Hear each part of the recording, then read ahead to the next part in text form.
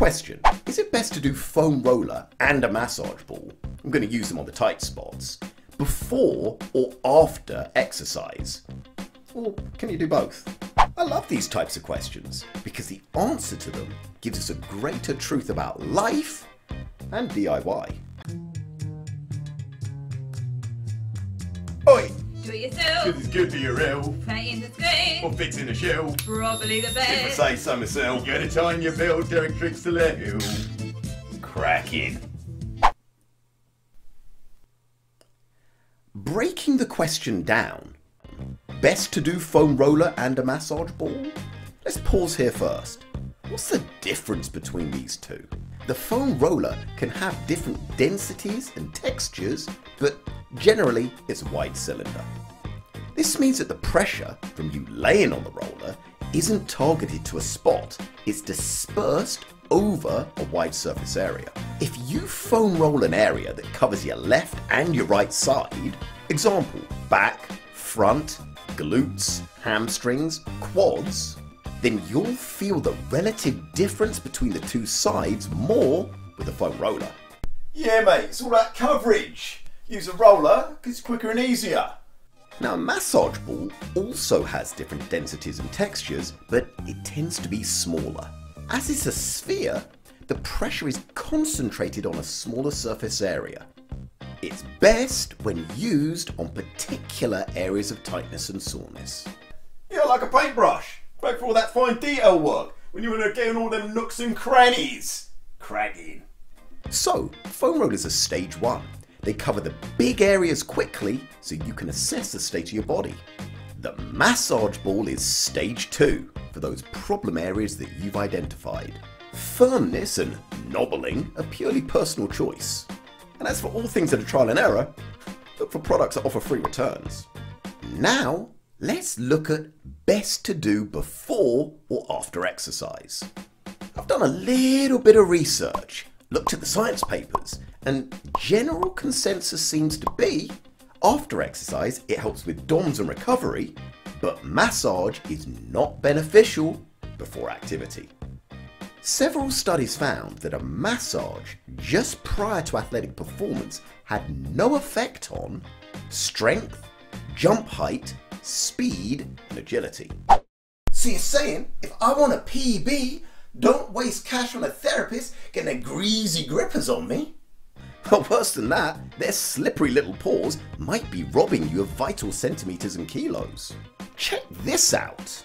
Other studies found that a pre-event massage actually had a real negative impact on vertical jump, speed, reaction time, and muscle performance generally. I always said you can't trust someone who spends all day handling lube. They're rubbing my gains away. Exactly. Science is great, isn't it? Questions all answered. And the beauty of science is it doesn't have to match with reality. Right. What? Well, just think about all the events you've attended with all of those top athletes getting a rub down before their race. Yeah? Apparently, they're actually reducing their performance. Fools! Their loss, my gain. Well, obviously, but don't you think it's curious that although they're at the top of their sport, apparently they have no idea how their body works, or evidently whether pre-event massage is helping or hindering them. That's just how massage mic works. Gets greasy and manipulates. Well, if you and the science are to be believed, both literally and figuratively. Or maybe they're so sure they'll win that they're willing to deliberately sacrifice performance, like the infant Isaac, to the gods of massage to demonstrate their faith in the laying on of hands. No self-respecting athlete deliberately gives up performance. It's gonna be the creeps. Can't be the reason. Well, luckily, researchers at the University of Granada in Spain concluded that this negative impact on performance is possibly because of increased parasympathetic nervous system activity. Basically, they got too relaxed. Too chill to kill. Right, and that makes sense if you're a cool, laid-back customer. But if you're a fret spiteful soul who gets nervous before the race, wouldn't relaxation be the best tonic? Are you arguing with a perfectly good reason? Their parasimple what's-it got all floppy and come game time they couldn't summon the storm. Case closed, Benoit Blanc. Whilst I don't normally concur with the hoi polloi, Speed seems to have grasped the most important point. Follow and trust the science. Yeah, you're probably right. I know we've got to follow the science, but what about the relative importance of the event? Relative Importance of the event? I'm gonna regret this. Go on. Okay, if some science experiment's giving you a rub down and then asking you to do a vertical jump test with nothing riding on it, except their approval, where is the motivation? Now picture a stadium with 10,000 people in it. Don't you think there's enough adrenaline creating stimulus to reactivate your sympathetic nervous system and get you to peak fight or flight regardless of whether you've had a rub down or rolled around on a foam roller? Yeah, the effect when all eyes are on me. Simply put, do you get nervous before you compete? Because if you feel butterflies when you're warming up or waiting to race, then your fight or flight is locked and loaded. Look, sports science is obviously a poor relation of medical science. A dim-witted, distant cousin. But a relative nevertheless.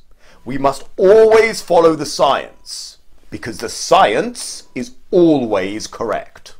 Well, funny you should say that, because there was actually a contradictory study. Now, they also found that massage before the event didn't improve the performance in the vertical jump height, but allow as little as 11 to 16 minutes afterwards, and it did. The majority of the small sample showed a greater vertical jump height after time had passed. 11 to 16 minutes? It's a bit random. So you're saying that at 10 minutes you've got the bounce of a brick, but give it 60 more seconds and suddenly you get your inner cat back? I agree.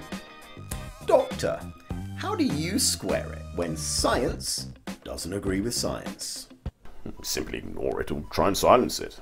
Look, if there are inconsistencies or something doesn't make sense in the scientific narrative, it is because you do not know enough.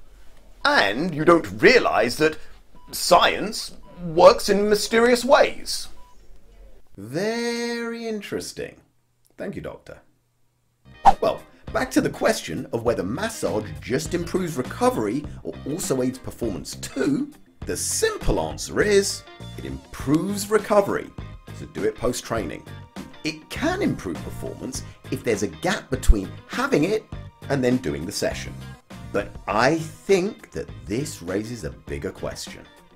Science studies are the average of results done with nothing riding on the outcome by other people who are not you.